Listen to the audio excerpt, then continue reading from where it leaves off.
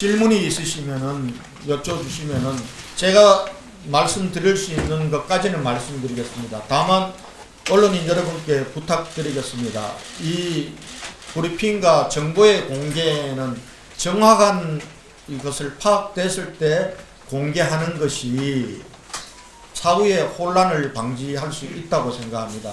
정확하지 않는 것들을 미리 예측해서 말씀드릴 수는 없다는 부분에 대해서는 양해 말씀을 드리겠습니다.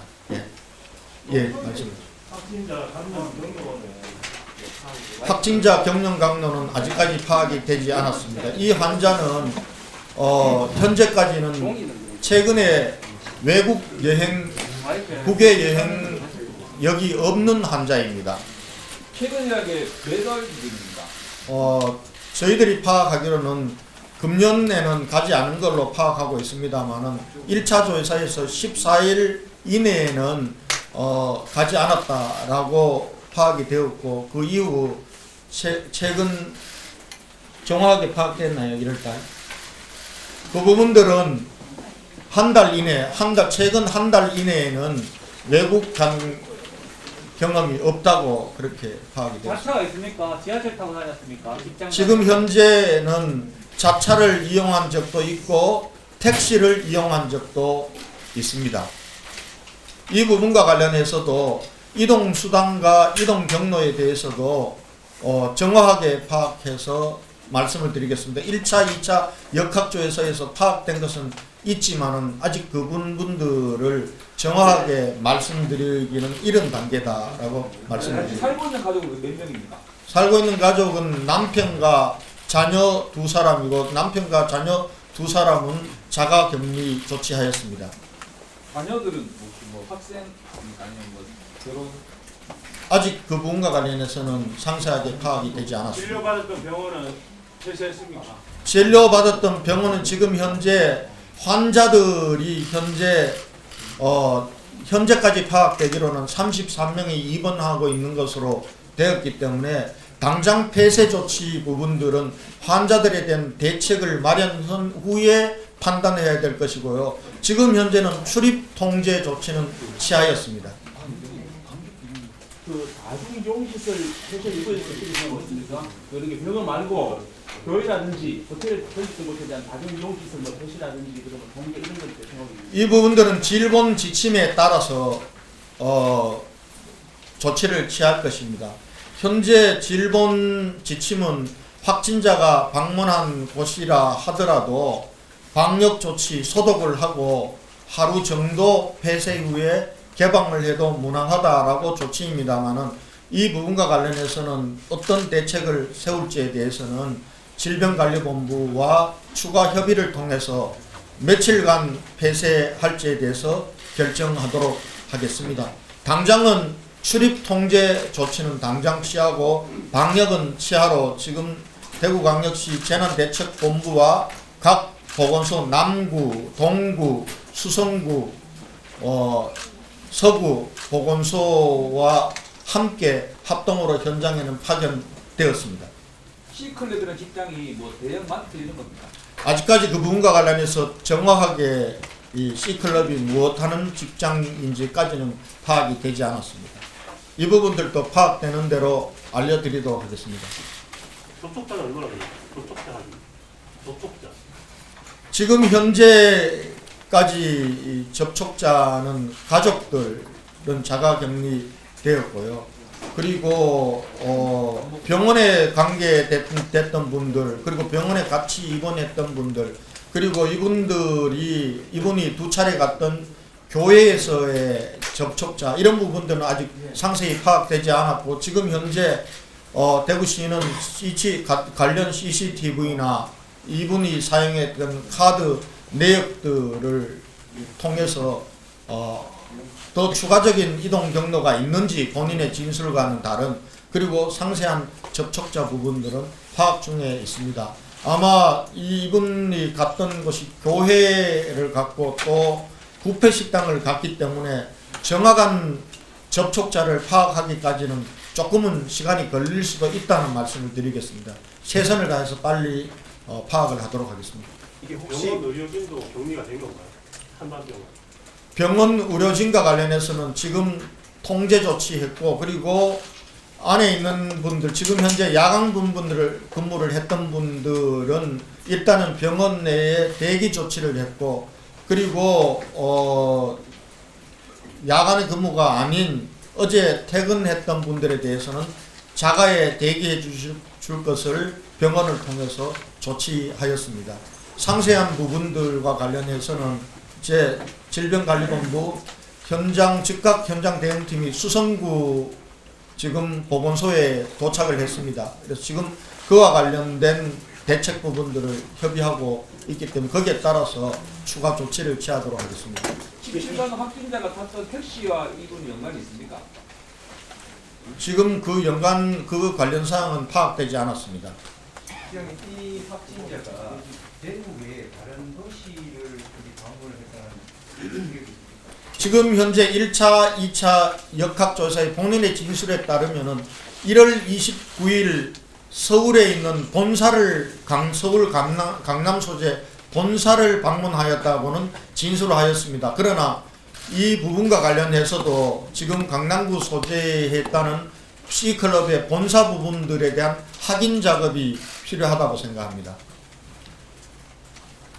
그 시클럽 업종 자체가 뭡니까 이게? 그 부분과 관련해서도 아직 정확하게 이분이 그런 부분에 대해서 정확하게 아직 말을 하지 않고 있습니다. 그래서 지금 현재 현장에 나간 팀들이 그 부분과 관련해서도 파악 중에 있다는 말씀을 드리겠습니다. 자기 직장을 왜 얘기를 안 하는 이유가 따로 있습니까? 보통 얘기를 하는 그건 아마 본인이 좀 병항이 없었을 수도 있고 또 다른 이유가 있는지는 잘 모르겠습니다. 그 부분도 한번 파악을 해보도록 하겠습니다. 그리고 이 C클럽에 다른 확진자 발생 여부가 확인됐습니다. 그 부분까지는 아직 확인이 되지 않았습니다. 1차 저희들이 역학조사했던 부분들을 질병관리본부에 보고를 했기 때문에 서울에서 조치하고 확인해야 될 사항은 질병관리본부를 통해서 서울에서 해당 보건소가 확인할 것이라고 보고 그 과정에서 혹시 이분이 방문했던 C클럽을 통해서 감염이 되었는지 안 되었는지도 그 부분들도 역학조사를 질병관리본부와 서울시 차원에서 해야 나올 수 있다고 생각합니다. 현재 남편과 자녀에 대한 증상은 어떻습니까? 그 사람들이 요즘 증상이 좀 현재까지는 파악한 걸로는 이 남편과 자녀들의 증상은 없는 것으로 파악이 되었습니다. 이 부분들은 자가격리를 했기 때문에 금일 중으로 밀접 접촉자에 대해서는 바로 검사를 실시하도록 하겠습니다. 그리고 새로운 병원에 그 환자들이 있는데 환자들을 방문하기 위해서 어떤 이용하는 그런 분들이 이제 그 부분들까지 지금 현재 CCTV를 확보해서 파악할 예정입니다. 이건 서구 무슨 동에 사는지 또는 단독입니까? 그 지난번 말씀드렸듯이 지금 현재 이분이 사는 거주지의 정확한 주소는 그 주소가 다중이 이용하는 곳이 아니고 지금 현재 가족이 격리되어 있기 때문에 여러분들 이 부분은 양해를 해 주십시오. 그동안 구까지만 확진자의 거주지에 대해서는 발표한다는 것이 질병관리본부와의 저희들이 약속이 그동안도 그렇게 해왔습니다. 지난번에 우리 17번 환자가 방문했을 때도 저희가 구까지만 얘기를 했습니다. 그러나 여러분들께서 동단위까지를 요구하셨지만 전체적인 매뉴얼상 다중이용시설 그곳에 그분이 가족들이 격리되어 있다고 해서 우리 거기에 사시는 분들이 그거로 인해서 지금 해서 추가로 발생하거나 이럴 일이 없다고 생각합니다. 그러면서 이거는 개인 신상 정보와 관련된 사항이기 때문에 대구 서구 거주라고까지만 말씀드리는 걸 여러분 양해를 해주시기 바랍니다. 그러니까 9일부터 16일까지 한방병원에서 입원을 했으면 이분이 입원 상태에서 계속 그러니까 외출을 하신 겁니까? 그렇습니다. 지금 현재 본인의 진술에 따라서 파악된 외출 부분들은 9일과 15일 두 차례 이 교회 예배 참석 그리고 15일 킴벨 호텔 정심 뷔페 식당 이렇게 파악이 됐는데 이 부분들도 정확한 건지와 관련해서는 본인이 또 기억을 못할 수도 있기 때문에 추가적인 심층 역학조사와 그리고 병원 내에 이 환자의 출입과 관련돼서 CCTV를 분석을 할 예정입니다. 29일 날 서울에서 지금 14일이 지난 것 같으니까 일단 서울에 근데 모든 가능성을 열어놓고 해야 됩니다. 이 환자가 지금 교통사고 직후 2월 7일 날 왔을 때는 교통사고 후유증으로 인한 두통이나 이런 증상이 있었다고 합니다. 그러나 발열이 일어났던 것은 그 다음 날 2월 8일이기 때문에 그것으로부터 잠복기를 추적한다면은 아마 과연 어디서 감염 경로가 어딘지에 대해서는 여러 가지 가능성을 열어놓고 아마 이 부분들은 질병관리본부에서 감염 경로에 대한 추적 작업을 하게 될 것입니다. 이와 관련해서는 우리 대구시로서는 감염 추적을 한다는 것은 사실상 쉽지 않은 일이고 질병관리본부에서 전국적인 단위를 놓고 하게 될 것이고 그게 필요한 이동 경로 부분들에 대한 부분들은 저희들이 상세하게 파악해서 질병관리본부와 협조하도록 하겠습니다. 여러분께 부탁드리고 싶은 것은 감염 경로라든지 또 접촉자라든지 또 방문 장소라든지 이런 부분과 관련해서는 가능하면 저희들이 알고 있는 정보는 모든 정보를 공개하도록 하겠습니다. 그래서 좀 제발 추측해서 이렇게 여러분들 기사화 하시지는 말아 주실 것을 부탁드리겠습니다. 그렇게 되면 상당한 또 혼란이 있을 수 있습니다. 예. 선생님 지금 그 병원에 입원하셨다고 했는데 입원이 몇 인실 일자리였고 거기에 그 6일 이후로 퇴원한 환자들은 몇 명인지 지금 현재까지 본인과 병원을 통해서 파악한 것은 4인실에 혼자 있었다고 했습니다. 입원할 당시에도 혼자였고 나올 보건소로 갈 당시까지도 혼자였지 같이 입원한 환자는 없었다고 파악되고 있습니다. 이 부분에 대해서도 다시 심층적으로 조사하게 될 것입니다. 혹시 31번째 환자가 교회에 갔다든지 아니면 식사를 하러 갔을 때 외국인 접촉자는 외국인 접촉자요? 그 부분들은 아직 파악이 되지 않았는데 이 부분들도 CCTV도 확인하고 그리고 또 역학조사를 통해서 그게 바로 아마 질병관리본부에서 감염 경로를 확인하기 위해서 해야 될 조치 같은데요. 아직까지는 그런 부분과 관련해서 파악된 건 없습니다. 그 새로 난 병원 같은 경우는 광주 병원처럼 코호트 조치가 좀 돼야 되지 않나 싶은데 왜 아직 이거는 그런 매뉴얼이 안 됐습니까? 지금 이제 사실 확진으로 최종 판명된 시간이 오늘 새벽 5시이고 그리고 그때부터 질병관리본부에서 즉각 현장 대응팀이 파견이 되었고 그 사이에 저희들이 할 수 있는 조치는 1차적으로 병원에 대해서는 출입 통제를 하는 조치였고요. 그리고 역학조사를 하는데 많은 시간을 소요를 지금 했습니다. 그리고 방역 대책을 추진하는데 그래서 아마 병원에 대한 이 조치는 지금 출입 통제를 했기 때문에 상황에 변화가 없습니다. 그렇기 때문에 아마 지금 질병관리본부 즉각 현장 대응팀이 그 부분과 관련한 지침에 따라서 대책을 하게 될 것입니다. 네. 그럼 지금 병원 안에 몇 명쯤 그 부분들은 정확하게 아직 확인이 안 돼서 그 부분들도 확인을 해서 드리겠습니다. 저희들이 파악하기로는 환자는 현재 33명이 입원해 있고 이 부분들은 병원 관계자를 통해서 우리가 전화로 우리가 지금 병원 안에도 들어갈 수 있는 상황이 아니기 때문에 출입 통제만 할 뿐 유선상으로 물었을 때 그리고 원장님과 약간의 이 관리 인력들이 있다고 들었습니다만 현재 정확하게 몇 명인지는 현재로서는 파악이 되지 않았다고 말씀드리겠습니다. 다음 있었던 거예요. 지금 병원 소견으로 보면은 교통사고 발생 6일 날 하고 7일 날 입원을 했는데 그때는 두통 등이 있었고 이 발열이 일어나거나 목이 따갑거나 급성 인후비염 처방을 받은 것은 감기 증상이 온 것은 8일로 그렇게 들었습니다. 그러나 이 부분들도 정확하게 역학조사를 해야 판명날이기 때문에 어제 코로나 검사를 하게 된 계기는 뭔가요? 또 알려나?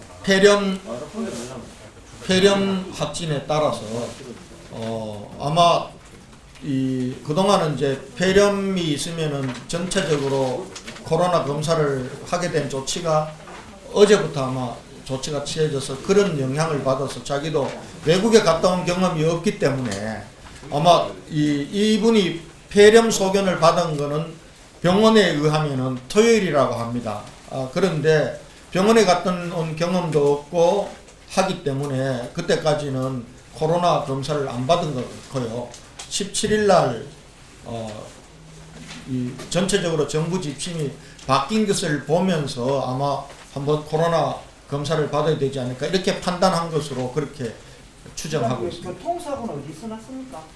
교통사고 난 장소는 지금 현재 아직 파악이 되지 않았습니다. 시장님이 말씀하신 그 폐렴 증세가 나타났던 토요일이 15일인가요? 아니면 8일인가요? 15일입니다.